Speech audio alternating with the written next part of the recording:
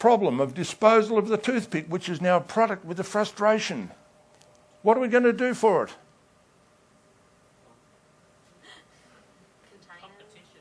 If you had a look at my other matrix, which is product development, you would come up with a new material to make it from, which would make it edible. You've just invented the edible toothpick, sir. Took you 2 seconds. You could patent that tomorrow. Believe me.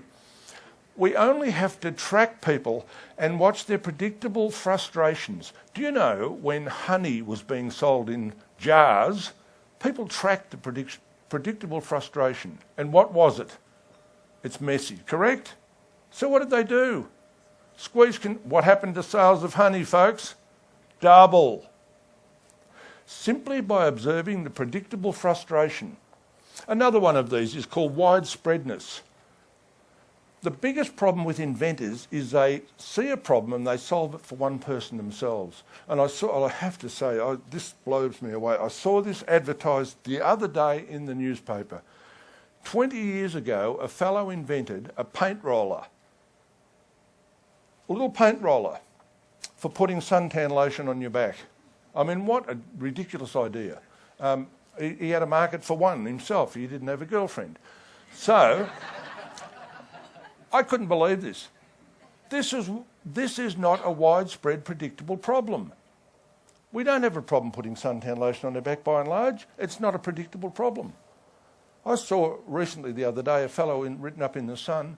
He's just come out with another one to do exactly the same thing. We should send him the RSVP address perhaps or something, I don't know.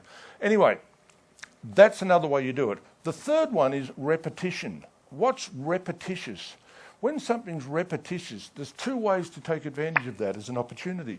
One, remove the repetition by automation. But two, take advantage of it. There are many times you cannot remove repetition. For example, in Australia we collect the garbage every week from our house, correct? In Singapore, every day. In Mumbai, every day. We cannot remove that repetition. It's predictable, it's widespread, it's repetitious. So let's turn that knowledge of that activity into an advantage. So what they're doing now in some places is they're actually putting video cameras on the front of these trucks. They capture the streetscape every day. And if there's a car accident and someone says, oh, I couldn't see the stop line of the traffic light, there was trees hanging over it, they can wind the film back and say, no, it wasn't, or yes, it was. That film can be worth $1 million. A garbage truck costs $600,000, the camera's $1,000, the film can be worth $1 million. Take advantage of repetition. And I can give you an example where I've done this in many, many cases, in widespread. I did some work with some banks. Have a think about this. You'll be astonished at how quickly you can do these calculations. How many staples are used in Australia every day? I can tell you now, if I gave you 2 minutes, you'd all come up with an answer roughly the same. There's about 22,000 tonnes. How can we get rid of those staples? Have a look how they're used. Stapling credit cards to invoices in purchases.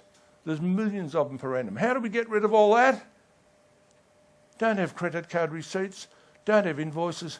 Put it all in the cloud. No paper needed. No staples needed. And guess what? When you go to make a warranty claim, the stuff's in the cloud and there's no argument about when you purchased it. There's a whole paradigm of thinking about opportunity. And this all came from understanding and looking at what my dog did. I can